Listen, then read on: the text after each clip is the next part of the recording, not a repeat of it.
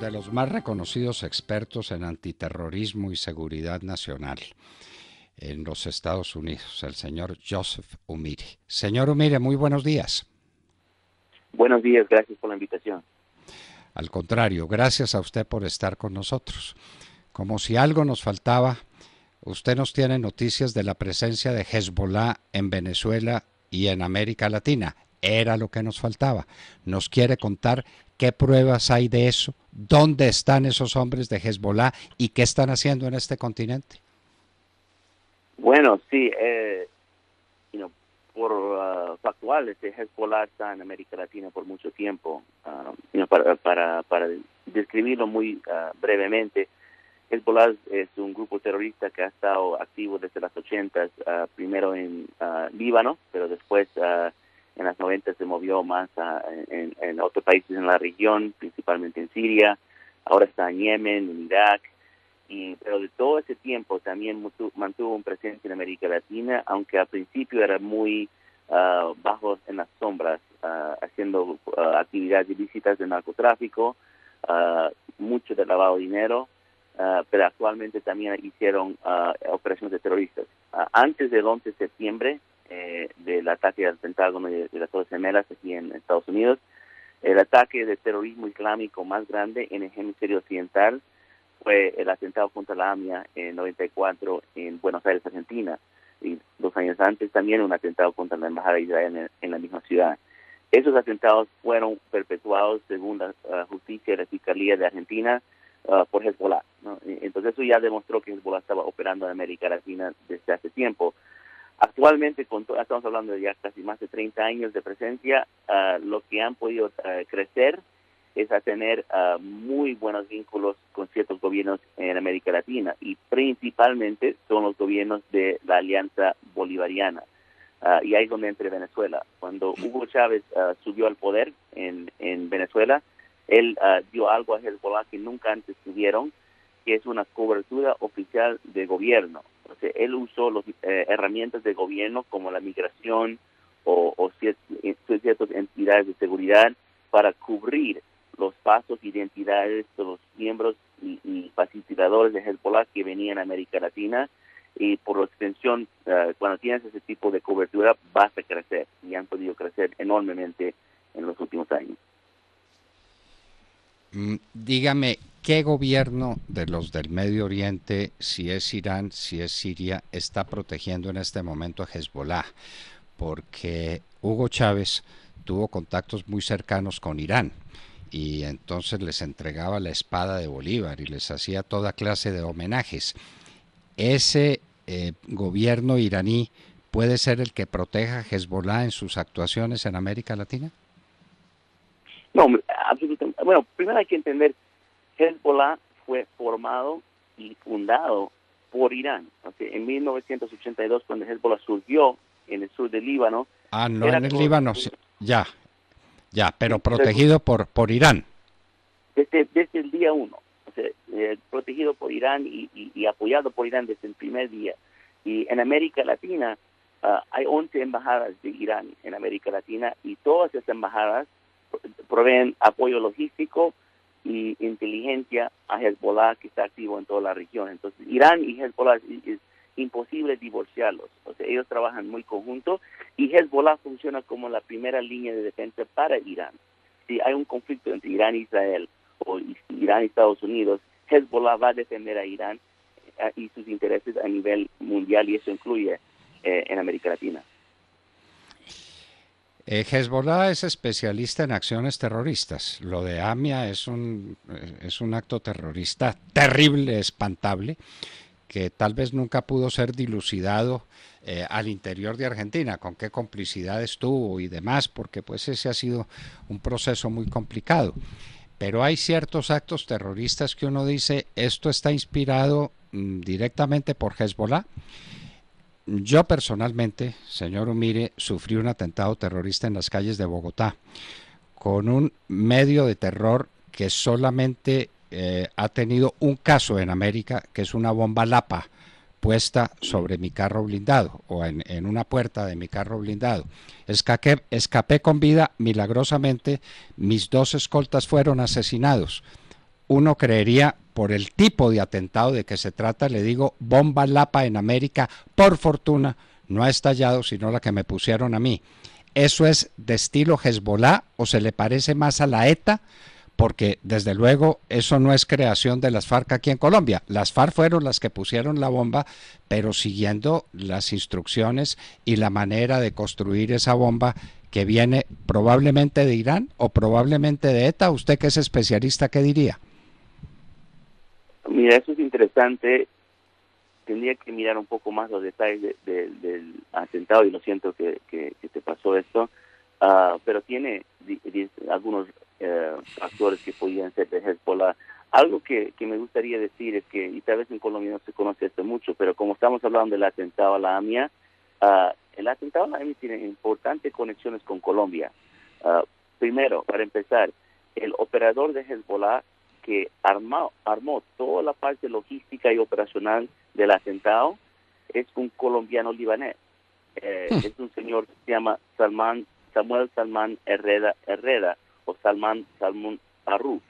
Es un señor que nació en San Andrés, Colombia, y ese señor hizo el atentado de la AMIA y trabajó con la FARC para traer los explosivos a la triple frontera para que entran en Argentina. O sea, la FARC ayudó para que los explosivos vayan a Argentina. Eso está documentado y comprobado en la investigación de inteligencia de Argentina que se presentó al ex fiscal Nisman, que murió latentemente en 2015. Entonces, Colombia siempre estaba con esta presencia, y estamos hablando en ese entonces, ¿no? En las 90. Entonces, adelantando al día de hoy, este señor Samuel Salman Herrera, como nunca le fueron pescados, nunca fue arrestado, ocupa un lugar en Líbano, en Hezbollah, muy alto. O sea, se piensa que es el número 3 del brazo terrorismo de Hezbollah, que se llama el Servicio de Seguridad Exterior. Y eso, entonces, Colombia tiene una relación, particularmente la FARC con Hezbollah, que va por mucho tiempo. ¿Cómo le parece? Y es con las FARC con quienes estamos haciendo este tratado de paz, y son las FARC las que nos están dictando la manera de vivir en Colombia y las que desde luego están dedicadas al más lucrativo negocio que hay en el mundo, que es el de la cocaína, señor. Miren, no hay un negocio mejor en el mundo que el de la cocaína, y esos son miles de millones de dólares que están infectando la vida en Colombia y que están destruyendo el país. Y le quiero confesar mi ignorancia total, no sabía de la existencia de este señor Herrera, colombiano al servicio de las FARC, que ayudó a poner la bomba en Buenos Aires, Argentina, la AMIA. No tenía ni idea, se lo digo con toda franqueza, y creo que ningún colombiano lo sabía. Usted nos está haciendo una revelación sencillamente dramática.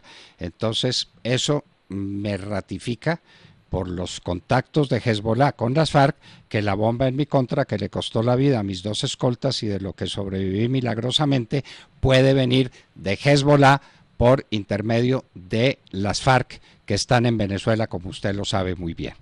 Y a propósito de Venezuela, señor, mire, la posición final de los Estados Unidos frente a Venezuela. Estamos a puertas de un acontecimiento de inmensa gravedad, o que ha generado una inmensa expectativa, porque el presidente legítimo de Venezuela, el señor Guaidó, va a regresar a Caracas en los próximos días, y es muy probable que atenten contra él. En el mejor de los casos lo meterían a la cárcel, pero probablemente lo asesinen.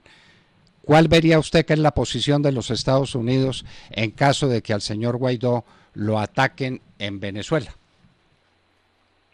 Bueno, si el régimen de Maduro se atreve como dijo el vicepresidente Mike Pence, a tocar un pelo de Juan Guaidó, eso es una provocación, ¿no? O sea, eso es un mensaje muy directo, muy claro, y ellos creo que saben eso. Provocaría una acción mucho más fuerte de lo que hemos visto. Yo no sé si va a poder provocar una acción militar netamente, pero yo sé que va a provocar por lo menos una conversación dentro del Grupo Lima para tomar acciones militares mucho más fuertes, porque en este momento, como debes saber, el Grupo Lima no está de acuerdo con ese tipo de acción el día de hoy. Entonces yo creo que eso es un cálculo muy riesgoso que pueden tomar, Y bueno, también creo que ellos saben que y han visto que Estados Unidos está comprobado la lucha para la libertad de Venezuela, y también han visto que nosotros vamos a ser mucho más agresivos de las administraciones en el pasado. O sea, las sanciones que hemos puesto en los últimos 2 años, pero particularmente los últimos 2 meses, han sido grandes, voluminosos, y les agarró de cierta forma en sorpresa, porque no sabían que iba a ser tan rápido.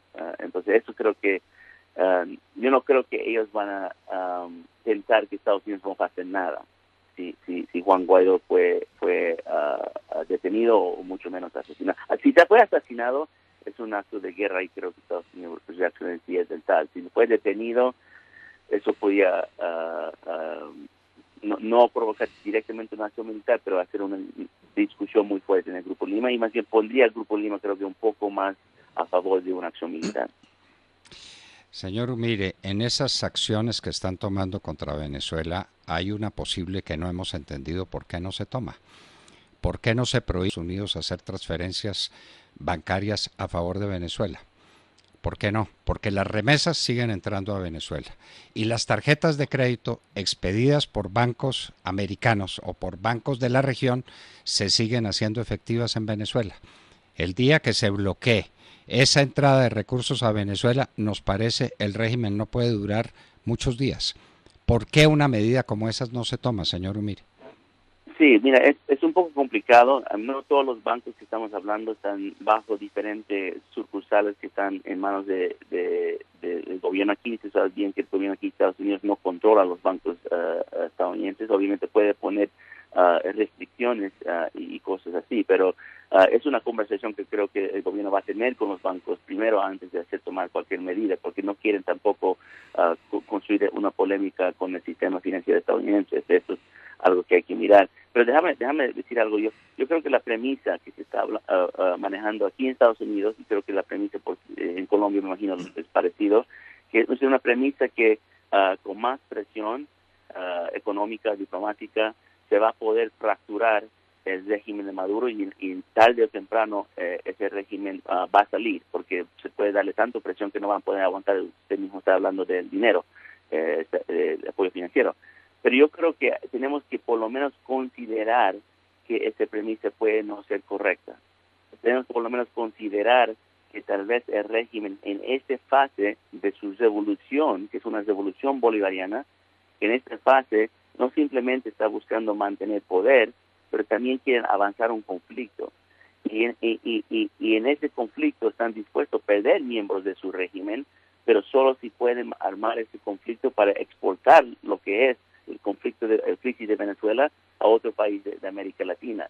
Si lo comparamos al conflicto de Siria, de ir a 1 millón, a 3 millones, a 6 millones y posiblemente a 8 millones, lo que están diciendo aquí, si las cosas continúan a fin de año, millón de refugiados, naturalmente va a exportar la crisis de Venezuela a Colombia, a Brasil y a otro país de América Latina. Y yo creo que Irán está mirando eso mucho de cerca, porque tienen una grande experiencia y expertise en poder exportar su revolución mediante refugiados. Entonces, eso es algo que tenemos que mirar con mucho cuidado, porque si hay un conflicto y si el régimen está buscando este conflicto, puede ser una maniobra para poder exportar más refugiados. Entonces, tenemos que estar muy precisos con las premisas y entender la estrategia de lo que se está haciendo en Venezuela, no simplemente presionar por presionar, porque tal vez le podemos dar un regalo a Maduro en el sentido de construir la confrontación para que haya más refugiados. En Colombia hay más de 1 millón de refugiados venezolanos en este momento, cuando estamos hablando usted y yo. Y el cálculo es que para finales del año tendríamos más de 2 millones de refugiados venezolanos. Esa es una cifra descomunal. Y hay refugiados de Venezuela también en el Perú, y también en Ecuador, y también en el Brasil, y también en los Estados Unidos. Se habla de 72.000, es la cifra que tengo hoy, la más reciente, porque no solamente están huyendo de una persecución política, sino están buscando qué comer, señor Humire. La gente en Venezuela se está muriendo literalmente de hambre. No sé si usted vio los videos que tomó el periodista Jorge Ramos, un periodista muy reconocido en la televisión hispánica en los Estados Unidos, que mostró una entrevista que le hizo a unos muchachos de la calle muy cerca al Palacio de Miraflores, que estaban robando comida de un carro de la basura para llevar a su casa también. Señor Umire, eso es absolutamente repugnante.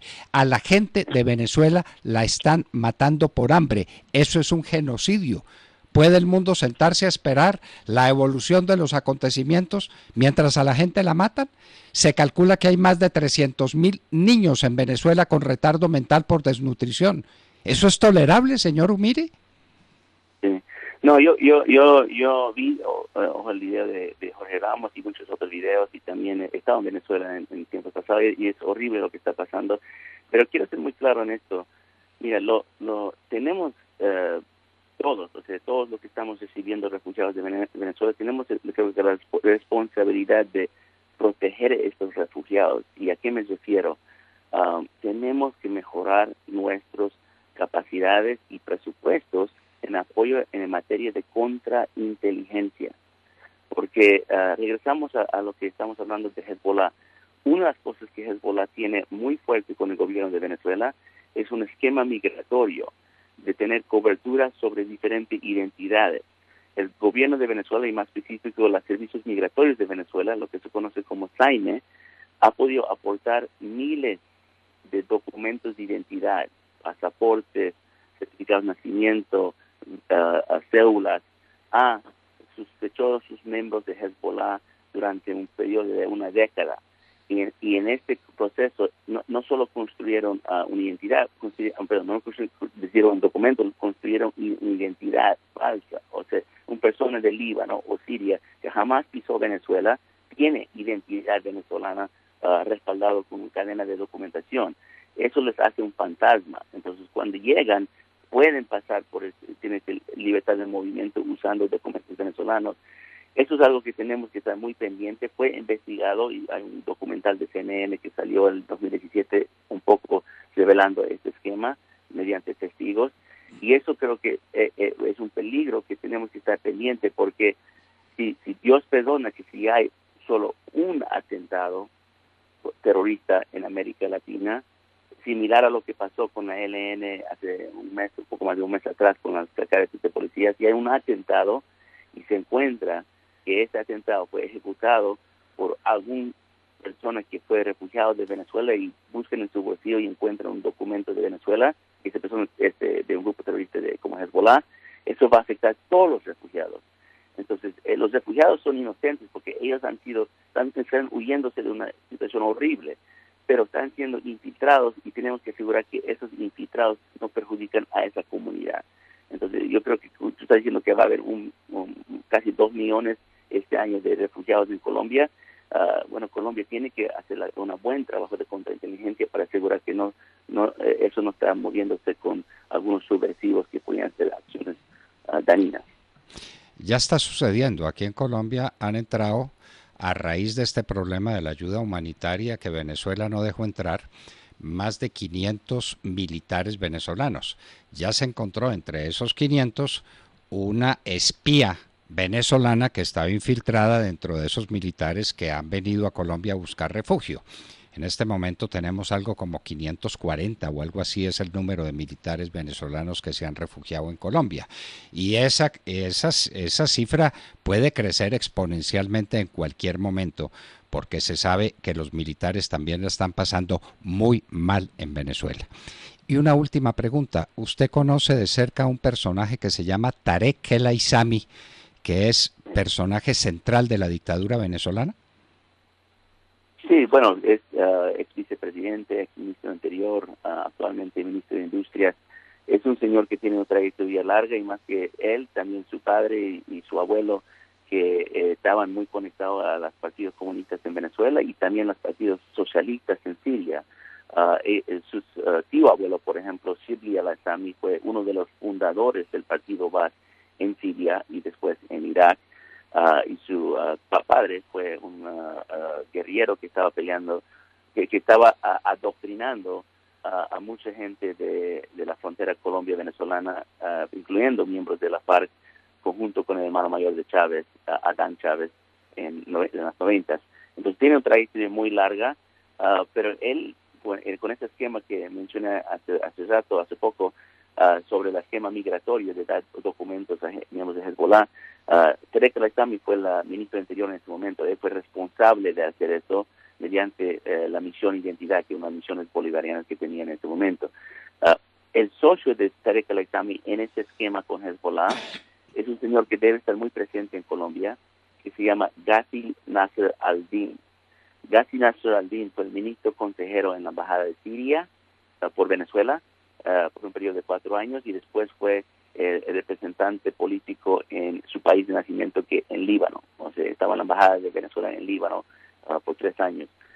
Ghazi Nasser al-Din trabajó muy cercano con Tarek al-Aissami para identificar cuáles bancos, cuáles miembros de Hezbollah, cuáles rutas, cuáles aviones, para dar toda la parte logística, por su especialidad. Y Ghazi Nasser al-Din ha estado manejando mucho las rutas que van desde Venezuela a Colombia, de Colombia a Centroamérica, de migrantes y refugiados. Entonces, él ha estado en Colombia, especialmente por la parte de La Guajira, por los últimos 2 años. Entonces, tenemos que estar muy presentes, porque eso va a lo que estaba diciendo también antes, que están utilizando las rutas de refugiados para mover el conflicto de Venezuela y pasar las fronteras. Entonces, Tarek al-Aissami es una persona que yo considero muy poderoso en Venezuela. Yo más bien puedo decir más poderoso hasta de Nicolás Maduro. Es una persona que maneja grandes redes de lavado de dinero y con conexiones a grupos, carteles de narcotráfico, como en México y en Colombia, pero también grupos terroristas, principalmente Hezbollah. Es una persona de mucho poder en América Latina. Qué horror. Bueno, estos son los peligros que se ciernen sobre nosotros. Tenemos que reaccionar, tenemos que ser más inteligentes que ellos y más resueltos que ellos. Los acontecimientos se van a desencadenar, señor Umía. Yo no creo que esto tenga un punto de estática o de parálisis, porque no puede ser. Porque el fenómeno venezolano crece todos los días, el hambre crece todos los días, la desesperación del pueblo crece todos los días. ¿Esto para dónde va? Esto va para un conflicto que tal vez ellos están proponiendo con alguna finalidad que no será fácil de descubrir. A ver si Rusia y China intervienen también aquí para afectar la seguridad de los Estados Unidos y desde luego la seguridad de Colombia. Pues, don José Fumié, muchísimas gracias y esperamos seguir contando con su cooperación y con sus luces para tratar de entender qué es lo que nos está pasando en este conflicto con Venezuela, del cual Colombia es uno de los principales, si no el principal afectado. Muchísimas gracias por estar con nosotros. Muchísimas gracias, fue un placer, y gracias por todo lo que hace por Colombia también.